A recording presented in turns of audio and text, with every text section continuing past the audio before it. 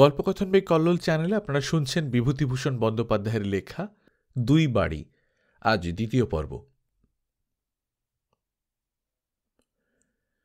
নিধু বাড়ি আসিলেই তাহার মা জিজ্ঞেস করিলেন, ভালো খেলি?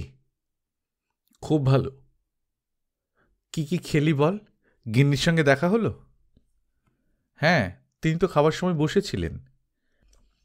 আর কার সঙ্গে আলাপ হলো? আর ওই যে বীরেন বলে ছেলেটি, বেশ ছেলে।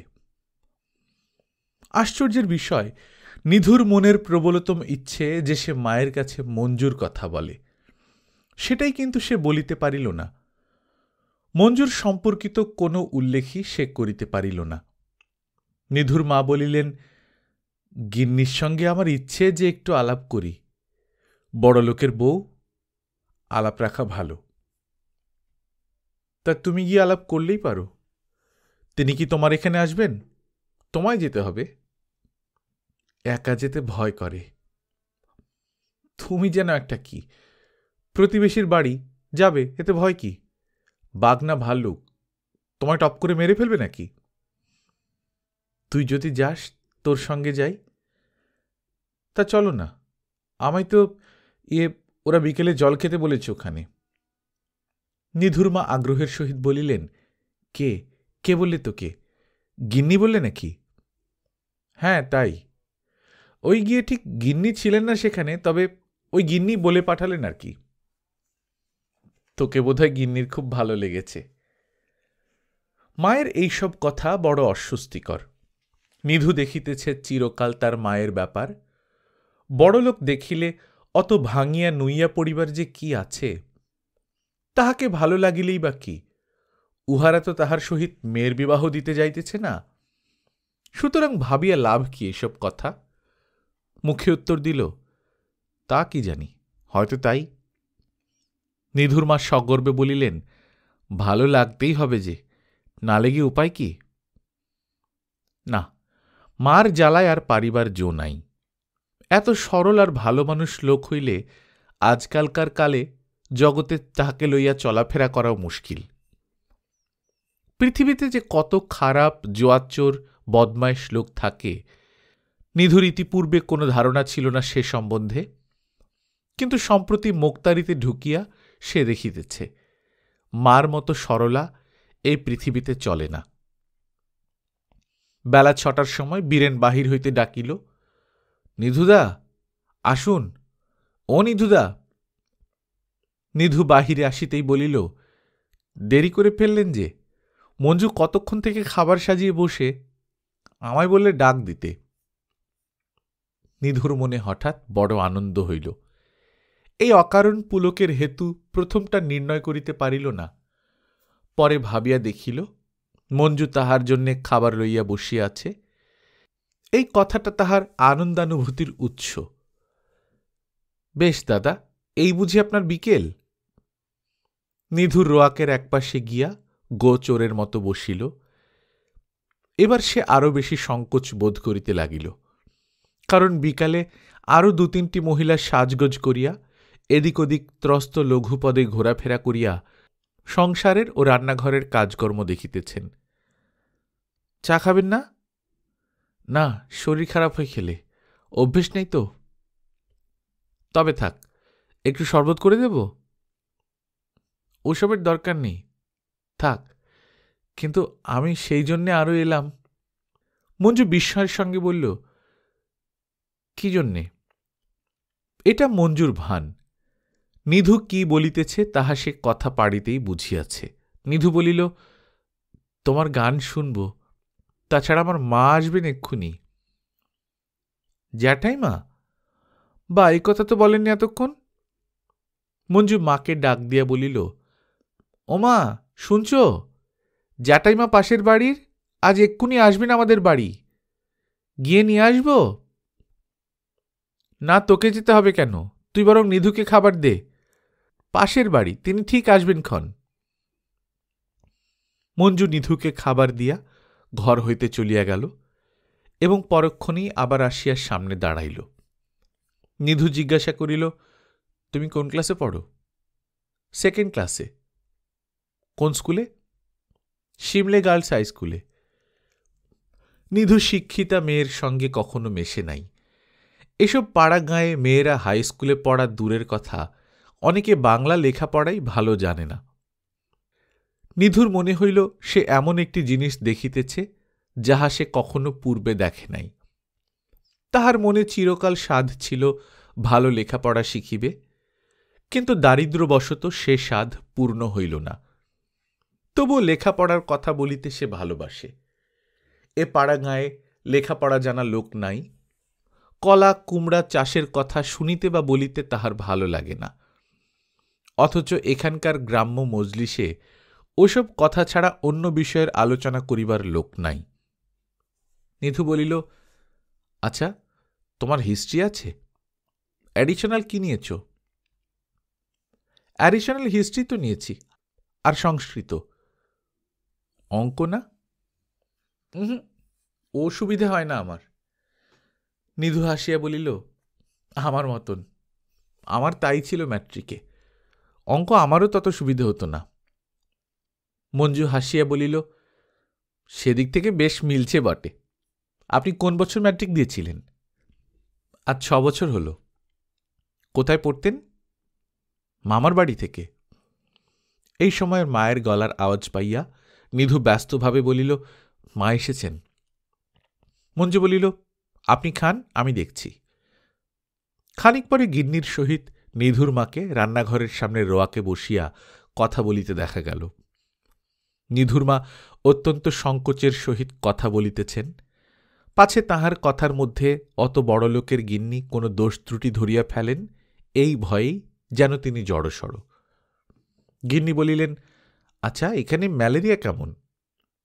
নিধুর মা বলিলেন, আছে বই কি দিদি, ভয়ঙ্কর ম্যালেরিয়া।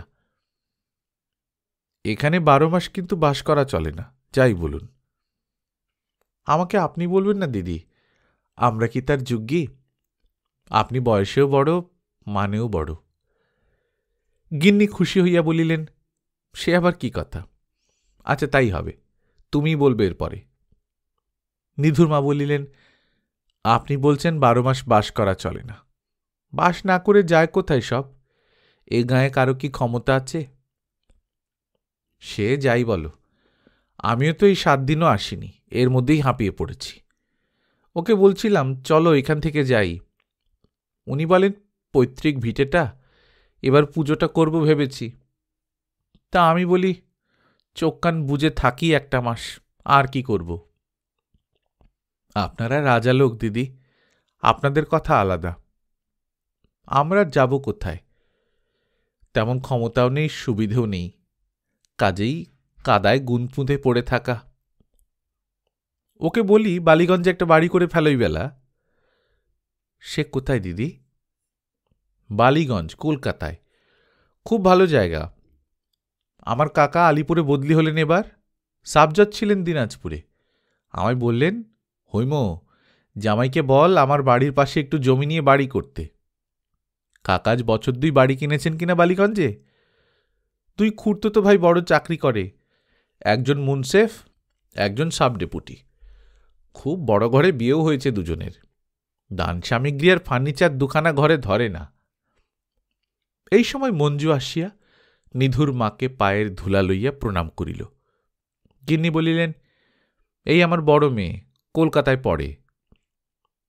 নিধুর মা মঞ্জুর দিকে চাহিলেন এবং সম্ভবত তাহার সাজগোজের পারিপাট্য ও রূপের ছটায় এমন আশ্চর্য হইয়া গেলেন যে আশীর্বাদ দূরে থাক, কোনো কিছু কথা পর্যন্ত বলিতে ভুলিয়া গেলেন। গিন্নি বলিলেন, নিধুকে খাবার দিয়েছিস? মেয়ে বলিল, নিধুদা খাচ্ছে বসে। খুড়িমা, আপনি চা খান তো? নিধুর মা বলিলেন, না মা, চা খাওয়ার অভ্যেস তো নেই। নিধুর মায়ের প্রত্যেক কথায় ও ব্যবহারে প্রকাশ পাইতেছিল যেন ইহাদের বাড়ি আসিয়া এবং ইহাদের সঙ্গে মিশিবার সুযোগ পাইয়া তিনি কৃতার্থ হইয়া গিয়াছেন। মঞ্জু খানিক নিধুর মার কাছে থাকিয়া আবার নিধুর কাছে চলিয়া গেল। বীরেন সেখানে বসিয়া গল্প করিতেছিল। বীরেন মঞ্জুকে দেখিয়া বলিল, নিধুদা তোকে কি গান করতে বলছেন? নিধু বলিল, উবেলা বলেছিলে যে জল খাওয়ার সময় গান করবে। মঞ্জু বেশ সহজ সুরে বলিল, বেশ করবক্ষণ। খুড়িমা তো শুনবেন, ওরা গল্প করছেন যে। আমি মাকে ডাকব? না না, এখন থাক, আমি করবক্ষণ গান, ততক্ষণে ওদের গল্প হয়ে যাক। নিধুর আগ্রহ বেশি হইতেছিল। মেয়েদের মুখে গান সে কখনো শোনে নাই। এইসব দেশে মেয়েরা গান গাহে না। মেয়েরা হারমোনিয়াম বাজাইয়া পুরুষের সামনে গাহিতেছে, এ একটা নতুন দৃশ্য, যাহা সে কখনো দেখে নাই। কিছুক্ষণ পরে মঞ্জু সত্যি হারমোনিয়াম বাজাইয়া গান গাহিল। অনেকগুলি গান। তাহার কোনো লজ্জা সংকোচ নাই, বেশ সহজ সরল ব্যবহার। নিধুর মা তো একেবারে মুগ্ধ। মেয়েটির দিক হইতে তিনি আর চোখ ফিরাইতে পারেন না। গান যে ধরনের, সে ধরনের গান তিনি কখনো শোনেন নাই। অনেক জায়গায় কথা বুঝিতে পারা যায় না, কি লইয়া গান তাহাও বোঝা যায় না। শ্যামা বিষয় বা রামপ্রসাদী গান নয়, দেহতত্ত্বও নয়। অবশ্যই এতটুকু মেয়ের মুখে দেহতত্ত্বের গান ভালো লাগিত না। শুনিতে শুনিতে নিধুর মায়ের মনে হইল তিনি যেন কোথায় মেঘলোকে চলিয়া যাইতেছেন উড়িয়া। সেখানে যেন বাল্যকালে তাহার বাপের বাড়িতে যেমন ফাল্গুন চৈত্র মাসে শুকনো ধূরফুলের উড়ন্ত পাপড়ি ধরিয়া আনন্দ পাইতেন, বাবুরহাটের সেই পুকুরের ধারে সেই ফুলগাছতলায় বসিয়া 12 বছরের বালিকাটির মতো আবারও ধূরফুলের পাপড়ি ধরিতেছেন। আবার সেই আনন্দ ভরা বাল্যকাল তাহার স্নেহময় পিতাকে লইয়া ফিরিয়াছে, যে পিতার মুখ মনের মধ্যে স্পষ্ট হইয়া এখন আর ফোটে না, কথাবার্তাও অস্পষ্টভাবে মনে পড়ে।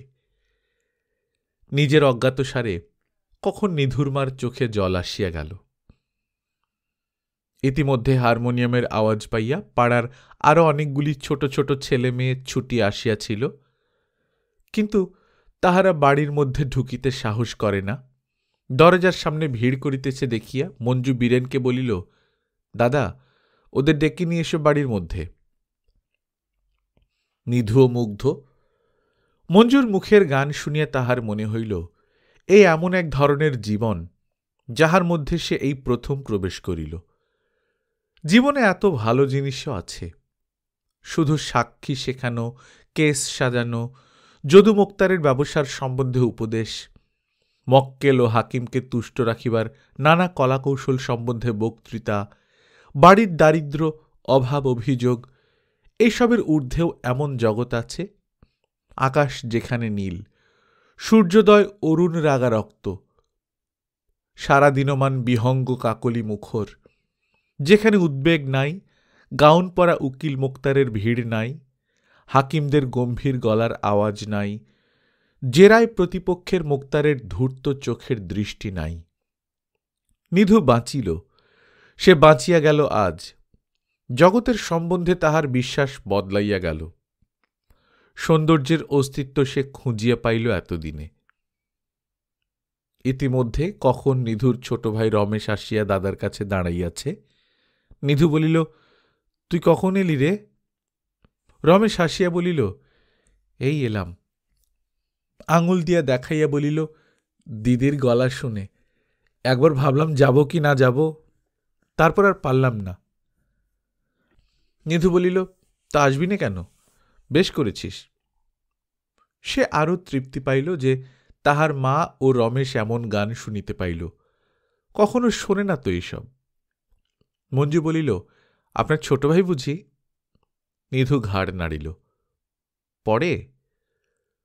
পড়ার সুবিধা হয় না এখানে, তবে ওকে মামার বাড়ি রেখে কিংবা নিজের কাছে নিয়ে গিয়ে এবার পড়াব। খুব বুদ্ধিমান ছেলে। আমরা যদি কলকাতায় বাড়ি করি, আমাদের বাড়িতে রেখে দেবেন না? মঞ্জুর উদারতায় নিধু মুগ্ধ হইয়া গেল। এইরকম কেহ বলে না। মঞ্জুর ছেলে মানুষ, মন এখনো সরল, তাই বোধহয় বলিল। পরের ঝঞ্ঝাট কে সহজে আজকাল ঘাড়ে করিতে চায়। রমেশ লজ্জায় ঘাড় গুঁজিয়া বসিয়া রহিল। বীরেন বলিল, রমেশ, ফুটবল খেলতে পারো? একটা ফুটবল টিম করব ভাবছি। নিধু রমেশের হইয়া উত্তর দিল, ফুটবল এখানে কে খেলবে? অনেকে চোখেও দেখেনি। তবে ও খেলা শিখে নিতে পারবে চট করে। গাছে উঠতে, সাঁতার দিতে, দৌড়োদৌড়িতে ও খুব মজবুত। বাড়ি ফিরিয়া পর্যন্ত নিধুর মায়ের মন ছটফট করিতে লাগিল। জজবাবুর বাড়ি যে তিনি ও তাহার ছেলেরা এত খাতির পাইয়া আসিলেন, কথাটা কাহার কাছে গল্প করেন। তাহার জীবনে এত বড় সম্মান আর কখনো কেহ তাহাকে দেয় নাই। ওদের দরের লোকের সঙ্গে মিশিয়াছেনি বা কবে? পুকুরের ঘাটে গা ধুইতে গিয়া দেখিলেন পুবপাড়ার প্রৌঢ়া জগঠাকরুন বাসন মাজিতেছেন। জগঠাকরুন গর্বিতা ও ঝগড়াটে প্রকৃতির বলিয়া গ্রামের সকলেই তাহাকে সমীহ করিয়া চলে। তাহার উপর জগঠাকরুনের অবস্থাও ভালো, কিন্তু কথাটা যে না বলিলেই নয়।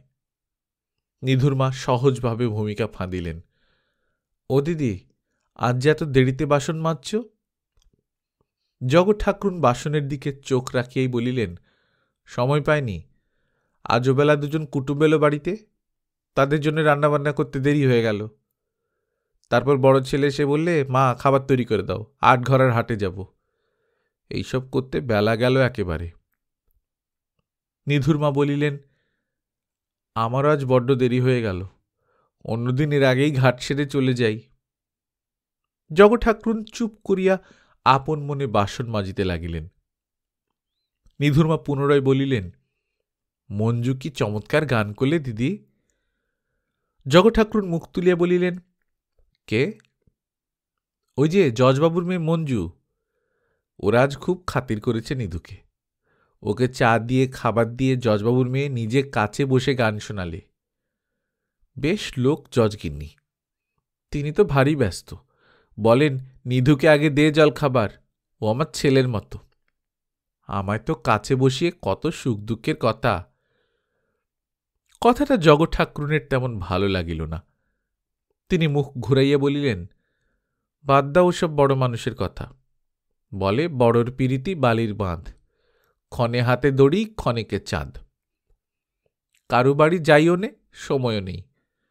ওদের সঙ্গে মেলামেশা কি আমার সাজে? তুমি বড় লোক আছো, বড় লোক আছো, আমি কেন যাব তোমার বাড়ি খোসামত করতে? আমার ও স্বভাব নেই। তা তোমরা বুঝি দেখা করতে গিয়েছিলে? ওমা, এমনি দেখা করতে যাব কেন? নিধুকে যে জজবাবু নেমন্তন্ন করে নিয়ে গিয়ে দুপুরবেলা কত যত্ন করে খাওয়ালে, আবার বিকেলে জলখাবারের নেমন্তন্ন করলে তার উপর। নিধু তো লাজুক ছেলে, কিছুতেই যাবে না, ওরাও ছাড়বে না। শেষে জজবাবুর ছেলে নিজে এসে আমাকে নিধুকে ডেকে নিয়ে গেল। একেবারে নাছোড়বান্দা। জগঠাকরুন সংক্ষেপে বলিলেন, বেশ। কিছুক্ষণ দুজনেই চুপচাপ। পরে নিধুর মাই নীরবতা ভঙ্গ করিয়া বলিলেন, না, বেশ লোক কিন্তু ওরা। জগঠাকরুন মুখ খিঁচাইয়া কহিলেন, কি জানি বাপু, কারো ছন্দাংশেও কোনোদিন থাকিনি, থাকবও না। বেশ হোক খারাপ হোক, যারা আছে তারাই আছে। মেয়েটার নাম কি বললে? মঞ্জু। কি চমৎকার মেয়ে দিদি। বয়স কত? এই 15-16 হবে। ধপধপে ফর্সা রং, চেহারা কি! তাতে তোমারই বা কি, আমারই বা কি? বেল পাকলে কাকের কি? ওরা নিধুর সঙ্গে ওদের মেয়ের বিয়ে দেবে? না না, তা আমি বলছি নে। তাই কি কখনো দেয়? তবে চুপ করে থাকো। চেহারা হবে না কেন বলো? তোমার মতো আমার মতো পুঁইশাক খেয়ে তো মানুষ নয়। নির্ভাবনায় দুধ ঘি খেলে তোমারও চেহারা ভালো হতো, আমারও চেহারা ভালো হতো। সে কথা তো ঠিক দিদি। অত বড় 15-16 বছরের ধিঙ্গি মেয়ে যে নিধুর সামনে মা বাপের সামনে হারমোনি বাজিয়ে গান করলে, এতেই দেখো না কেন? তোমার বাড়ির মেয়ে আর আমার বাড়ির মেয়ে করুক দেখি, কালই গায়ে ঢিডি পড়ে যাবে ক্ষণ। বড় মানুষের উপর কথা বলে কে? ওরা জানছে আজ এসেছি গায়ে, কাল চলে যাব হিল্লি দিল্লি, আমাদের নাগাল পায় কে? তাই বলি, ওদের সঙ্গে আমাদের মিশতে যাওয়াই বেকুবি।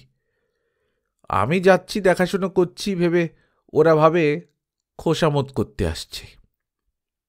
শেষের দিকের কথায় বেশ কিছু শ্লেষ মিশাইয়া জগৎ ঠাকুরুন তাহার বক্তৃতা সমাপ্ত করিলেন এবং মাজা বাসনের গোছা তুলিয়া লইয়া পুকুরের ঘাট ত্যাগ করিলেন। সকালে নিধু চলিয়া যাবে বলিয়া নিধুর মা ভোরে রান্না চড়াইয়াছিলেন। বড় মেয়েকে ডাকিয়া জিজ্ঞাসা করিলেন, তোর দাদাকে নিয়ে আসতে বল। ও পুটি। পুটি বলিল, বরদা এখনো বিছানা থেকে ওঠেনি। সে কি রে, ওকে উঠতে বল। কখন নাইবে, কখন খাবে? বেলা দেখতে দেখতে হয়ে গেল। কিছুক্ষণ পরে নিধু স্নান সারিয়া আসিয়া খাইতে বসিল। নিধুর মা বলিলেন, যাবার সময় একবার ওদের সঙ্গে দেখা করে জানা। নিধু বিস্ময়ের সুরে বলিল, কাদের সঙ্গে? জজবাবুদের সঙ্গে, ওই ওদের গিন্নির সঙ্গে, মঞ্জুর সঙ্গে। হ্যাঁ, আমি আবার যাই এখন। কি মনে করবে? ভাববে জলখাবার খেতে চলে এসেছি সকালবেলা। তোর যেমন কথা, তা আবার কেউ ভাবে নাকি? জানা, আমার সময় নেই। ককস রাস্তা যেতে হবে জানো? মুখে এ কথা বলিলেও নিধু কিন্তু মনে মনে ভাবিতেছিল, মঞ্জুর সঙ্গে একবার যাওয়ার সময় দেখাটা হইলে মন্দ হইত না, কিন্তু মা বলিলেই তো সেখানে যাওয়া যায় না। নিধুর মা বলিলেন, সামনের শনিবারে আসবি কিন্তু, আর পুঁটির জন্য 2 গজ ফিতে কিনে আনিস, রমেশের জন্য 1 দিস্তে কাগজ। ও ভয়ে তোকে বলতে পারে না, আমায় এসে চুপি চুপি বলছে। তা আমি বললাম, তুই গিয়ে তোর দাদার কাছে বল না। বলে, না মা, আমার ভয় করে। নিধু মায়ের পায়ের ধুলো লইয়া রওনা হইবার পূর্বে ছোট ভাই বোনেরা আসিয়া কাড়াকাড়ি করিয়া পায়ের ধুলা লইবার চেষ্টায় পরস্পর ধাক্কাধাক্কি করিতে লাগিল। নিধু শাসনের সুরে বলিল, রমো, 24খানা ইংরেজি বাংলা হাতের লেখার কথা যেন মনে থাকে। শনিবারে এসে না দেখলে পিঠের ছাল তুলব। রমেশ দাদার সম্মুখ হইতে সরিয়া গেল। বড় লোকের সম্মুখে পড়িলেই যত বিপদ। আড়ালে থাকিলে বহু হাঙ্গামার হাত হইতে রেহাই পাওয়া যায়। পথে পা দিয়াই নিধু একবার জজবাবুর বাড়ির দিকে চাহিল। এখনো বোধহয় কেউ উঠে নাই। বড় লোকের বাড়ি, তাড়াতাড়ি উঠিবার গরজই বা কিসের? ছায়া ভরা পথে শরৎ প্রভাতের স্নিগ্ধ হাওয়ায় যেন নবীন আশা, অপরিচিত অনুভূতি সারা দেহের ও মনের নবপরিবর্তন আনিয়া দেয়। গাছের ডালে বন্য মটরলতা দুলিতেছে, টিটপল্লার ফুল ফুটিয়াছে। এবার বর্ষায় যেখানে সেখানে বনকচুর ঝাড়ের বৃদ্ধি অত্যন্ত যেন বেশি। নিধু আশ্চর্য হইয়া ভাবিল, এসব জিনিসের দিকে তাহার মন তো কখনো তেমন যায় না। আজ ওদিকে হঠাৎ এত নজর পড়িল কেন? শরৎ প্রভাতের স্নিগ্ধ হাওয়ার সঙ্গে মিশিয়াছে কাল বিকালে শোনা মঞ্জুর গানের সুর। সেই সুর সারা রাত তাহার কানে ঝঙ্কার দিয়াছে। শুধু মঞ্জুর গানের সুর নয়, তাহার সুন্দর ব্যবহার, তাহার মুখের সুন্দর কথা, ঘাড় নাড়িবার বিশেষ ভঙ্গিটি, বড় বড় কালো চোখের চপল চাহনি। সত্যই রূপসী মেয়ে মঞ্জু। মহকুমার টাউনে তো কত মেয়ে দেখিল, অমন মুখ এ পর্যন্ত কোনো মেয়েরই সে দেখে নাই জীবনে। মঞ্জুর সঙ্গে দেখা না হইলে অমন ধারা রূপ যে মেয়েদের হইয়া থাকে, ইহার মধ্যে অসাধারণত্ব কিছু নাই, ইহা সে ধারণা করিতে পারিত না। মঞ্জু স্কুলে পড়ে। স্কুলে পড়া মেয়ে সে এই প্রথম দেখিল। মেয়েদের এমন নিঃসংকোচ ধরন ধারণ সে কখনো কল্পনা করিতে পারিত না।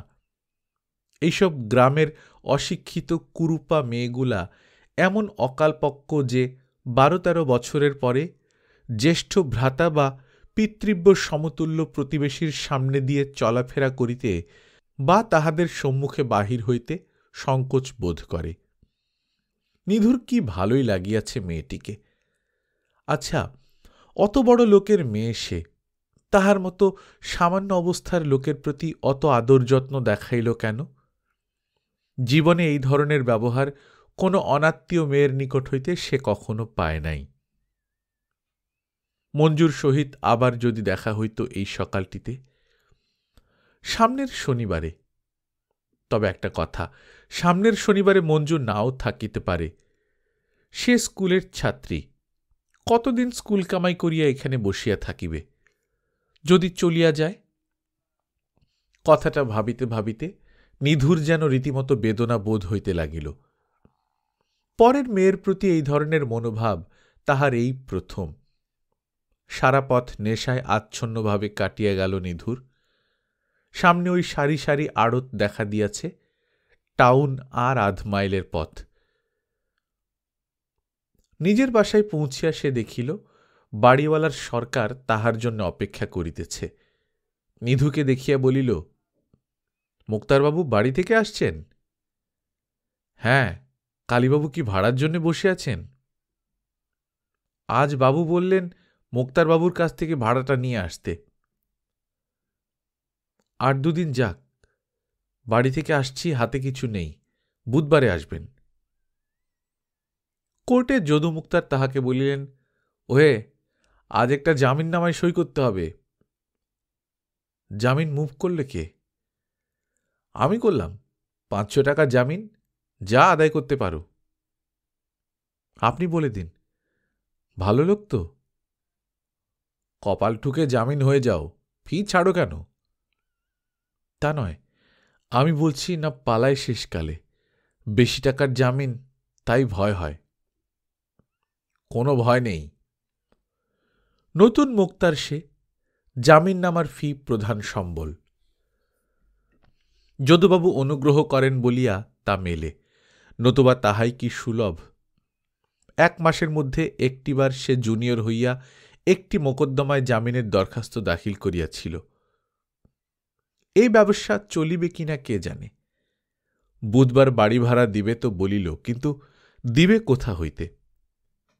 মুক্তার বাড়ির ঘরের এক কোণে সাধন মুক্তার সাক্ষী পড়াইতেছেন, অর্থাৎ যে মিথ্যার তালিম একবার সকালে দিয়ে আসিয়াছেন, এখন আবার তাহার সাক্ষীদের মনে আছে কিনা তাহারই পরীক্ষা লইতেছেন। সাধনবাবু বলিলেন, এই যে নিধিরাম, বাড়ি থেকে এলে নাকি? নিধু নীরস কণ্ঠে বলিল, এই এলাম। সব ভালো? ভালো আর তেমন কই, বাতে ভুগছি। তোমার সঙ্গে কথা আছে একটা। কি বলুন? এখন নয়, ৩টের পর ঘর একটু নিরিবিলি হলে তখন বলবো। চলে যেও না যেন। আচ্ছা, আমি একবার যদুবাবুর সঙ্গে দেখা করে আসি, কাজ আছে। ৩টের পর ব্রিফহীন মুক্তারের দল বড় কেউ বার লাইব্রেরিতে উপস্থিত থাকে না। থাকেন ২-১জন প্রবীণ ও পসারওয়ালা মুক্তার। তাহাদের কেস থাকে, মক্কেলকে শিখাইতে পড়াইতে হয়। হাকিমের এজলাসে অকারণেও ২-১বার ঢুকিয়া অনাবশ্যক মিষ্ট কথাও ২-১টা বলিতে হয়। নিধুর আজ মন তত ভালো ছিল না।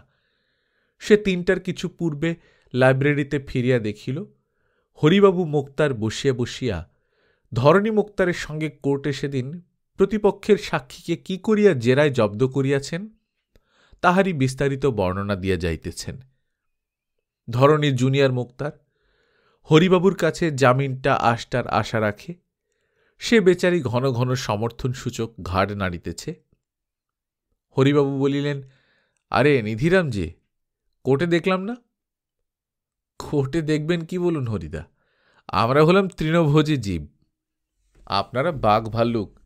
আপনাদের ছেড়ে আমাদের কাছে কি মক্কেল ঘেঁষে যে হাকিমের এজলাসে ছল জব করতে যাব? হরিবাবু সহাস্যবদনে বলিলেন, তোমার উপমাটা লাগসই হল না যে, তৃণভোজী জীবের মধ্যে হাতিও যে পড়ে। আগে তা পড়ে, কিন্তু আমাদের ওজন কম, কাজেই হাতি নই এই কথা বুঝতে দেরি হয় না। যাদের ওজন বেশি তারা ওটা হবার দাবি করতে পারেন। চলো হে ধরণী, যাওয়া যাক, বলিয়া হরিবাবু উঠিলেন। কিছুক্ষণ পরে সাধন ভট্টাচার্য ঘরে ঢুকিয়া এদিক ওদিক চাহিয়া বলিলেন, কেউ নেই ঘরে? হ্যাঁ, তোমার সঙ্গে একটা কথা আছে। কি বলুন? তুমি বিয়ে করবে? নিধু আশ্চর্য হইয়া বলিল, কেন বলুন তো? আমার একটি ভাইঝি আছে, দেখতে শুনতে মানে গেরস্তের উপযুক্ত, রান্না বান্না। নিধু বাধা দিয়া বলিল, খুব ভালো পারে বুঝলাম, কিন্তু আমি বিয়ে করে খেতে দেবো কি? পশার কিরকম দেখছেন তো? সাধন ভট্টাচার্য হাসিয়া বলিলেন, ওহে, এসব কথা ছোকরা মাত্রেই বিয়ের আগে বলে থাকে, আর মুক্তারির পশার একদিনে হয় না। আমি 24 বছর এই কাজ করে চুল পাকিয়ে ফেললাম, আমি সব জানি। তুমি যখন যদুদার মতো মুরব্বি পেয়েছ, তোমার পশার গড়ে উঠতে 2 বছরও লাগবে না। ঢুকেছ তো মোটে 1 মাস, এক্ষুনি বিগ ফাইভদের অন্ন মারবার আশা করো? যদুবাবুর উপর ভরসা করে আমার মতো ব্রিফলেস মুক্তারের বিয়ে করা চলে না। খুব চলে, তাছাড়া আমি তোমায় সাহায্য করব, আমার জামাইকে আমি দেখতে পারব। ইহাতে নিধু খুব আশান্বিত হইল না, কারণ সাধন মুক্তারের পশার এমন কিছু লোভনীয় ধরনের নয়। সে বলিল, না দাদা, ওসব আমাদের সাজে না, আপনি ভেবে দেখুন না। তোমার সংসারে কে কে আছেন? বুড়ো বাবা, মা, মানে আমার সৎ মা, একটি বৈমাত্রীয় ভাই, আর আমার কটি ভাই বোন। বৈমাত্র ভাইয়ের বয়স কত? বুদ্ধিমান নিধু বুঝিল সাধন মুক্তার আসলে তাহার সৎমার বয়স জানিবার জন্য এই প্রশ্নটি করিয়াছেন।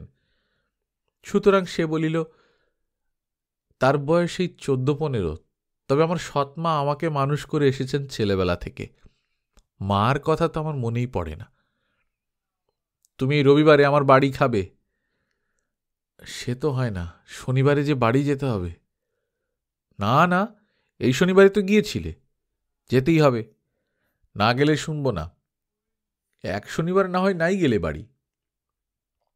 নিধিরাম আরও 2-1বার আপত্তি করিল, কিন্তু সাধন মুক্তার তাহার কথায় আমল দিলেন না। নিধিরাম ভালো মানুষ ও লাজুক। বারের অন্যতম প্রবীণ মুক্তার সাধন ভট্টাচার্যের মুখের উপর জোর করিয়া না বলিতে পারিল না। ঠিক হইয়া গেল, নিধিরাম রবিবার সকালে উঠিয়া তাহার বাসায় যাইবে, সেখানে চা খাইবে, তারপর মধ্যাহ্ন ভোজন করিয়া চলিয়া আসিবে। বাসায় আসিয়া নিধিরাম মনমরা হইয়া বিছানায় শুইয়া পড়িল। এ আবার কোথা হইতে কি উপসর্গ আসিয়া জুটিল? কোথায় সে শনিবারের অপেক্ষায় আঙ্গুলে দিন গুনিতেছে? কোথা হইতে বুড়ো সাধন ভট্টাচার্য কি বাদ সাধিল?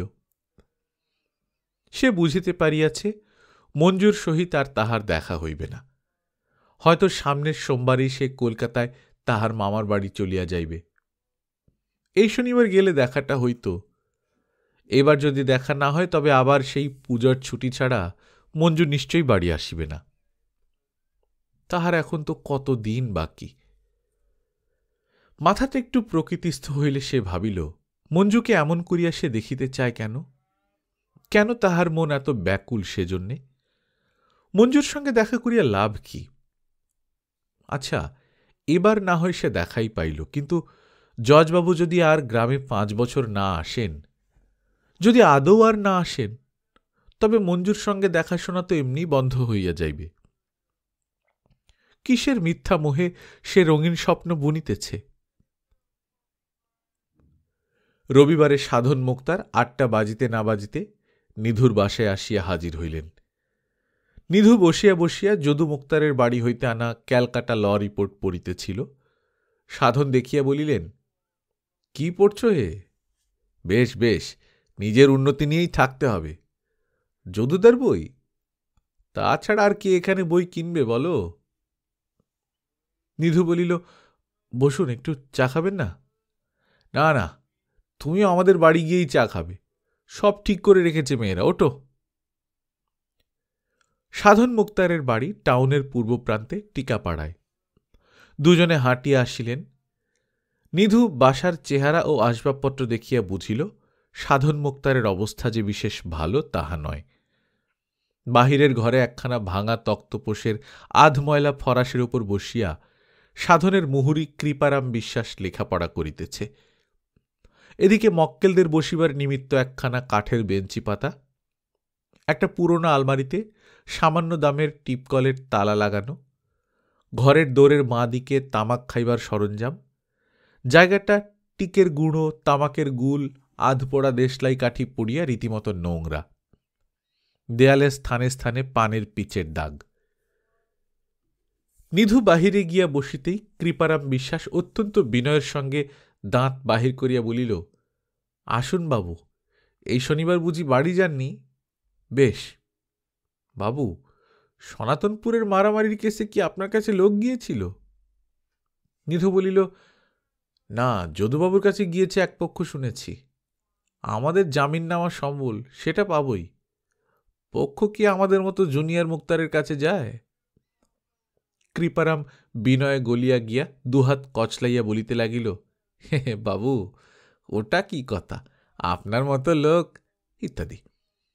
নিধুর মনে হইল কৃপারাম যে তাহাকে অতখানি বিনয় প্রদর্শন করিয়া খাতির করিতেছে, ইহার মূলে রহিয়াছে তাহার সহিত সাধন মুক্তারের পরিবারের বৈবাহিক সম্বন্ধের সম্ভাবনা।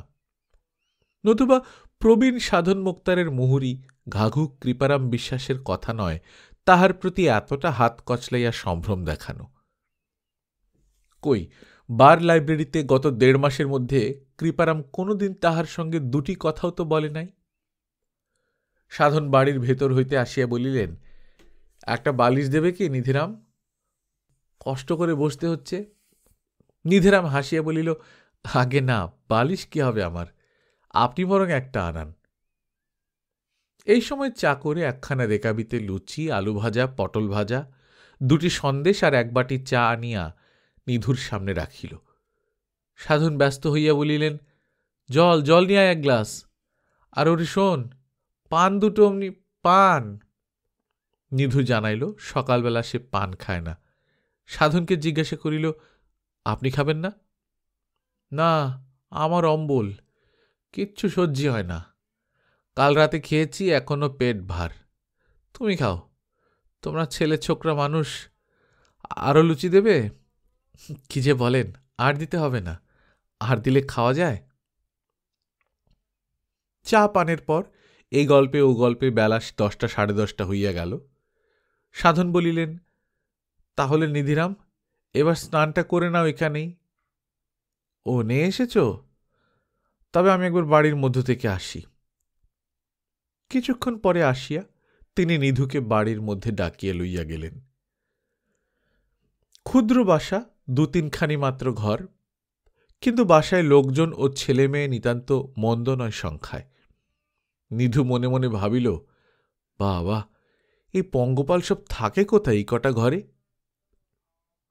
বারান্দায় 2খানি কার্পেটের আসন পাতা, একখানিতে নিধুকে বসাইয়া সাধন তাহার পাশের আসনটিতে বসিয়া বলিলেন, ও বুড়ি, নিয়ে এসো মা।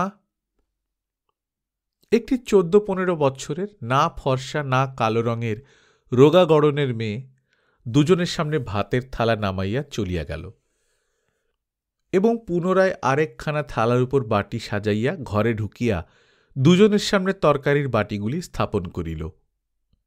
তখন সে চলিয়া গেল বটে, কিন্তু সাধন তাহাকে বেশিক্ষণ চোখের আড়ালে থাকিতে দিলেন না। কখনো নুন, কখনো লেবু, কখনো জল ইত্যাদি এটা সেটা আনিবার আদেশ করিয়া সব সময় তাহাকে ঘরবার করাইতে লাগিলেন। সে এই থাকে, এই যায়, আবার আসে সাধনের ডাকে। নিধু মনে মনে হাসিল। সে ব্যাপারটা আগেই বুঝিয়া লইয়াছে। এই সেই ভাইঝিটি, যাহাকে কৌশল করিয়া দেখাইবার জন্যেই আজ এখানে তাহাকে খাওয়াইবার এই আয়োজন। এমনকি নিধুর ইহাও মনে হইল যে পাশের ঘরের কবাটের ফাঁক দিয়া বাড়ির মেয়েরা তাহাকে দেখিতেছেন। একবার তো একজোড়া কৌতূহলী চোখের সহিত অতি অল্পক্ষণের জন্য তাহার চোখাচোখি হইয়া গেল। সাধন বাহিরে আসিয়া বলিলেন, নিধিরাম, আমার সামনে লজ্জা করো না, তামাক খাও তো চাকরে দিয়ে যাচ্ছে। কৃপারাম, যাও গিয়ে নিয়ে নাও গে, বেলা হয়েছে অনেক। নিধিরাম বিড়িটি পর্যন্ত খায় না। সে বলিল, আমি খাইনে, আমি বরং পান আর একটা কেন, তুমি 4টে খাও। ওরে ও ইয়ে, আরো পান নিয়ে আয়। সাধন মুক্তার খুব ব্যস্ত হইয়া পড়িলেন। কৃপারাম মুহুরীকে সরাইয়া দেওয়া হইয়াছে, ঘরে কেহ নাই। সাধন একটু উসখুস করিয়া নিধুকে জিজ্ঞাসা করিলেন, তাহলে নিধুরাম, আমার ভাইজিকে কেমন দেখলে? নিধিরাম আশ্চর্য হইবার ভান করিয়া বলিল, কই, কে বলুন তো? সাধন মুক্তার বলিলেন, বেশ, ওই তো তোমাকে পরিবেশন করলে। ও, তা তা বেশ ভালোই, দিব্যি মেয়েটি। এটা অবশ্য নিধু বলিল নিছক ভদ্রতা ও শোভনতার দিকে লক্ষ্য করিয়া। কোন প্রকার বৈবাহিক মনোভাব ইহার মধ্যে আদৌ ছিল না। সাধন কথা শুনিয়া খুশি হইলেন বলিয়া মনে হইল নিধুর, কিন্তু এই সম্বন্ধে তিনি আপাতত কোনো কথা না উঠাইয়া কয়েকদিন পরে আবার তাহাকে ডাকিয়া পাঠাইলেন। নিধু গিয়া দেখিল সাধন মুক্তার আসামি পড়াইতেছেন। সকালবেলা মক্কেলের ভিড় যাহাকে বলে তাহা না থাকিলেও ২-৫টি মক্কেল গরুর গাড়ি করিয়া দূর গ্রাম হইতে আসিয়াছে। বসো নিধিরাম, একটু বসো, আমি কাজ সেরে নি। তারপর বলো, তোমায় মেরেছিল কেন? যাহাকে শিখানো হইতেছে সে বৃদ্ধা, মারপিটের নালিশ করিতে আসিয়াছে, সঙ্গে ২-৩টি প্রতিবেশীও আনিয়াছে। বৃদ্ধার শিক্ষা মতো বলিয়া যাইতে লাগিল, আমার বাছুর ওনার ধান খেতে গিয়ে নেমেছিল, তাই উনি মারামারি করে বাছুরটাকে, আমি তাই দেখে বকি ওনাকে। দাঁড়াও দাঁড়াও, সব ভুলে মেরে দিলে, তুমি বকবে কেন? তুমি কি বললে? আমি ২-১টা গাল মন্দ দিলাম, বুড়ো মানুষ, মুখী তো এখন আর ছুট নেই। ও কথা বললে তোমার মকদ্দমা কাত হবে, কি শিখিয়ে দিলাম? বলবে আমি বললাম, তুমি বাছুর মারছ কেন? তোমার ধান খেয়ে তাকে তুমি পন্ট ঘরে দাও গে, মারো কেন? বুড়ি বলল, হুঁ হুম। সাধন মুক্তার মুখ খিঁচাইয়া বললেন, কি বিপদেই পড়েছি রে। হুঁ কি? কথাটা বলে যাও আমার সঙ্গে সঙ্গে। তুমি কি বললে? এই বললাম, তুমি বাছুর মারছ কেন? আমার আজ ২ জোয়ান বেটা যদি বেঁচে থাকত, তবে কি তুমি আমার বাছুরের গায়ে হাত দিতে? তোমারও যেন একদিন এমনি হয়। আহা, কোথাকার আপদ রে। জোয়ান বেটার কথায় কি দরকার আছে? জোয়ান বেটা মরুক বাঁচুক, কোর্টের তাতে কি? বলো, আমি বললাম বাছুর তুমি মারছ কেন? পন্ট ঘরে দাও যদি অনিষ্ট করে থাকে। হুঁ। আবার বলে হুঁ। আমি যা বলে দিলাম তা বলে যাও। এখানে আমার সময় নষ্ট করবে আর কতক্ষণ? ২ ঘন্টা তো হয়ে গেল। তারপর যা শিখিয়ে দিলাম, কোর্টে গিয়ে এজাহারের সময় সব ভুলে তাল পাকিয়ে ভোঁতা মুখ নিয়ে বাড়ি ফিরে যেওক্ষণ।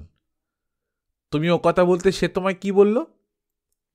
বললে, ধান আমার যা লোকসান হয়েছে, পন্ট ঘরে দিলি তা পূরণ হবে না, ওর দাম দিতি। ওরে না বাপু না, ও কথা বললে মোকদ্দমা সাজানো যাবে না। বলে দিলাম ১০০০ বার করে, কতবার শেখাবো এক কথা? বলো, আমার কথার উত্তরে সে আমায় অশ্লীল ভাষায় গালাগালি দিলে।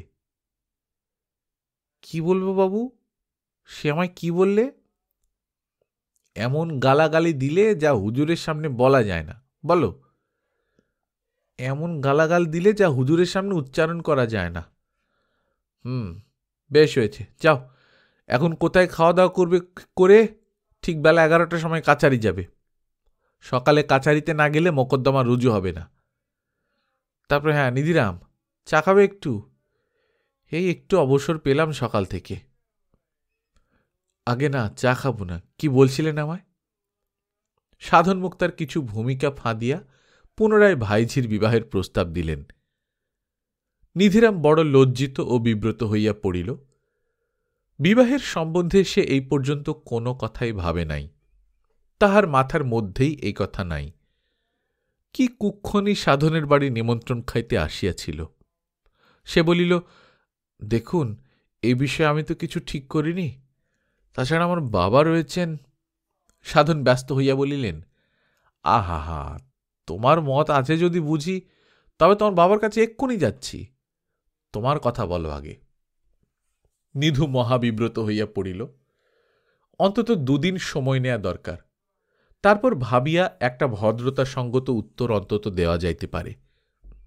সে বলিল, আচ্ছা, শনিবার বাড়ি যাচ্ছি কাল, মার কাছে একবার বলে দেখি, সোমবার আপনাকে। সাধন খপ করিয়া হঠাৎ নিধিরামের হাত দুটি ধরিয়া বলিলেন, এ কাজ করতেই হবে নিধিরাম। আমাদের বাড়ি শুদ্ধ সব মেয়েদের তোমাকে দেখে বড্ড পছন্দ হয়েছে। আর ওই টাকা কড়ি পসার টসারের কথা ছেড়ে দাও। কপালে থাকে হবে, না থাকে হবে না। বলি, যদুদার কি ছিল? ভাঙা থালা সম্বল করে এসেছিলেন এখানকার বারে মুক্তারি করতে। কপাল খুলে গেল, এখন লক্ষ্মী উছলে উঠছে ঘরে। অমনি হয়। তাহলে সোমবারে যেন পাকা মত পাই।